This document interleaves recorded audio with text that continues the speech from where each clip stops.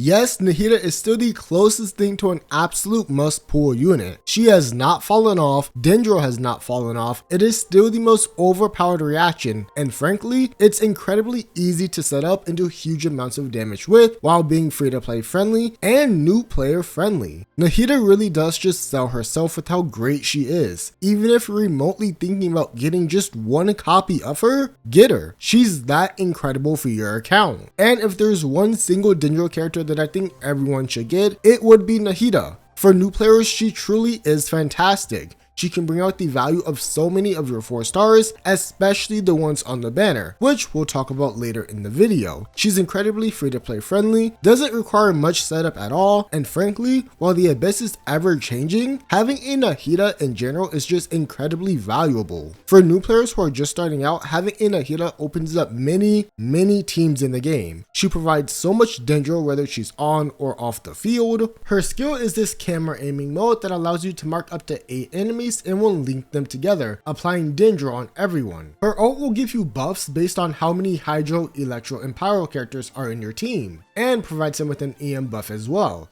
Now, this EM buff is actually dependent on the teammate that has the highest EM value, meaning if Nahida has 500 EM, but you have a Kuki on your team that has 800, the buff will draw from Kuki and will be much higher. If you're just starting out, prioritize leveling up Nahida to level 90 or as high as you can, as reaction damage will actually scale off your character's level. Then prioritize leveling up her skill, burst, and leave her normals alone. With this, she can enable Bloom, Hyper Bloom, Quicken, Spread, Aggravate, Burgeon, all of the Dendro reactions. I kid you not, she is absolutely worth it. Now, I want to talk about why people are saying she's dipping in value or why she isn't this absolute insane unit anymore, and most of this comes from Fontaine. People believing that Fontaine didn't really up the value of Dendro or that Fontaine units don't rely on it. I actually disagree with this. Fontaine introduced some of the most powerful characters in Genshin Impact. Most notably, the characters who sit at the top of the tier list are Neuvillette, Arlecchino, Furina. Even though Neuvillette and Arlecchino are hyper carries, Bloom, Hyper Bloom, Quicken, Spread, Aggravate all saw a sizable upgrade in Fontaine. We got Chlorine, we got Furina, Neuvillette can utilize Dendro, Alhaitham reran, I've even seen Hyper Bloom Risley do amazing. These are all A to S plus tier units. This strongly impacts Nahida, as the stronger her teammates are, the stronger her buffs get, and the team's overall damage will go up significantly. She's usable in many Neuvillette teams, albeit it's not his strongest. Raiden Hyperbloom has been my go-to team with Furina. She's Alhaitham's best in slot teammate. Chlorine loves having election reactions trigger, and with how fast Nahida can apply Dendro off field, this gives her amazing synergy with Chlorine, as you can throw a Yemiko, Raiden, Fischl on the team with Nahida, and by the time Chlorine is ready to do her damage rotation, her passive has been maxed and she will just shred the enemy. Nilou Bloom is still strong, and as I mentioned earlier, Furina Hyperloom is really strong. It's really incredible what these two can accomplish just on their own. I have used Raiden, Furina, Nahida, and Jean since 4.3, and it's the most AFK brain dead team that I've ever used in my entire life. Hyperbloom just destroys everything it touches, and now that Nahida is given even stronger Hydro teammates, it makes her value go up even more. So no, in my eyes, Nahida's value did not diminish in Fontaine, she got even stronger, all while the hypercarry archetype is getting stronger as well. Now, with that being said, building Nahida is actually really simple. She primarily wants elemental mastery, but crit is very valuable on her, and having a little bit of attack and ER is nice. Due to her second ascension passive, she wants to have as much EM as possible to maximize her buffs. You typically want around 750 to 800 EM, but don't stress if you can't hit the perfect number, as Nahida will still be excelling with less. She also supports low energy needs, as she's typically paired with other battery units and you don't have to burst with her every single rotation. 120 to 150 ER is generally a good amount, but you can always just adjust your needs. I keep mine Nahida at 130, but she is paired with other batteries. And a battery is just a unit that generates a lot of energy for your team. So prioritize her level, and for our artifacts, EM Sands, EM or Dendro bonus damage depending on which substats are better, and crit for your circlet. She also has an incredible artifact set, that being the 4-piece Deepwood Memories, and that domain holds the Gilded Dream set, which is often paired with other Dendro units that are alongside Nahida. In terms of weapons, I really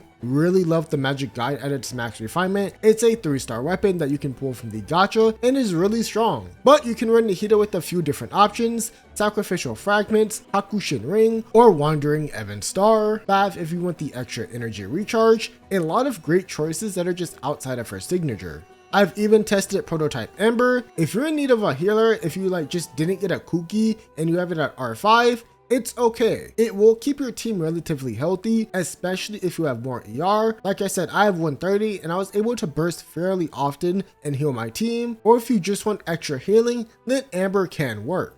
But for the overworld and for earlier stages of the Abyss, go for it. Now, I really want to talk about Nahida's teams and specifically the 4-star characters on her banner. In case you don't know, reactions are the name of the game in Genshin Impact, and Dendro holds some of the most powerful reactions. Bloom, Hyperbloom, Aggravate, Spread, Burning, Burgeon are all of the Dendro reactions. But I really want to focus on Hyperbloom and the Aggravate ones. Hyperbloom is one of the strongest reactions in Genshin Impact for a reason.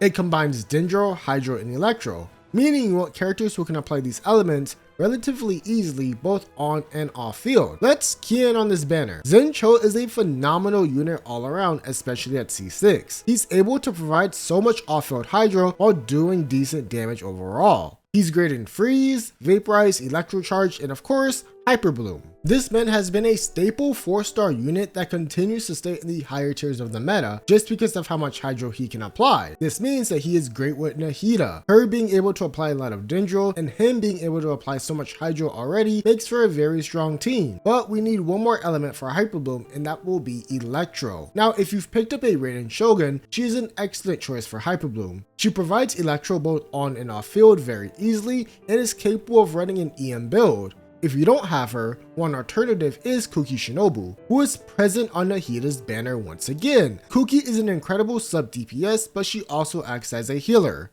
Now, I will say this, her healing is significantly better at C2, giving her 100% uptime on it, so if you don't have it, you may want to be careful if she's your only sustainer. That being said though, running Kuki with full EM in the Flowers of the Lost Paradise set makes her an absolute force to be reckoned with. Pair her up with Nahida and a good Hydro applicator and you'll be in good standing to beat the hardest content with reaction damage alone. Do note, she likes to be at low HP and her skill only heals the active character, so if you're not careful, she could end up dying. She does have some very notable constellations, especially at C6, allowing her to not die if she drops below 1 HP and gives her a boosted EM. She can also be played as a full healer. If you have another Electro applicator, her healing scales off of HP and EM, so you can prioritize that with a healing bonus goblet. You can use the 4-piece tenacity of the Millilith or various 2-piece HP, healing, or a mix of both. Look at that. This Nahida banner comes with a full team practically if you're lucky: Nahida, Zencho, and Kuki.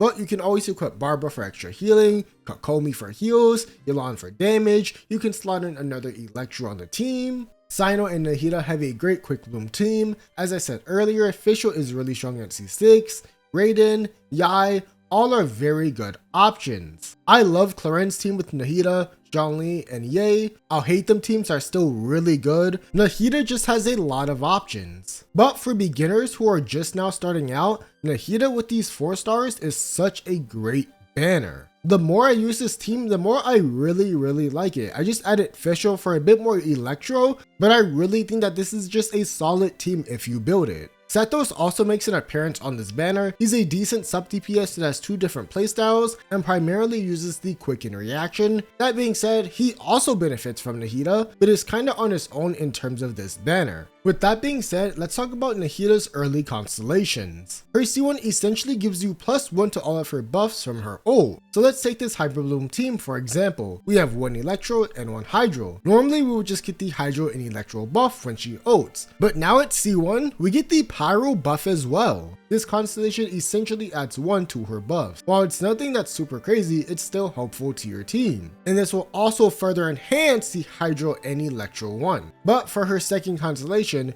this is one of the strongest in the game and a fantastic stopping point if you're looking to upgrade your Nahida. Remember, none of these constellations are needed. It's just if you want the extra bump or if you really like Nahida. C2 allows for reaction damage of Burning, Bloom, Hyperbloom, and Burgeon to crit. It's fixed at 20% crit rate and 100% crit damage. Additionally, when Quicken, Aggravate, and Spread is triggered, this will lower the enemy's defense by 30%. This is an absolute insane damage increase across all Nahida teams, and it's highly worth it if you want to vertically invest in your Nahida. Now, if you plan on going any higher in Constellations, you must just really like Nahida, and that's perfectly fair. Overall though, she's still a fantastic unit that when released, really showcase just how strong the Dendro reactions are. She's incredibly easy to use, easy to slot in, and really easy to clear the game with. And while we haven't gotten any new Dendro characters to pair with Nahida, all of her previous teammates work exceptionally well. I still think she's just a fantastic unit that if you want her, you should really pick her up. I hope you won your 50/50s because I haven't, and I hope to see you in the next one.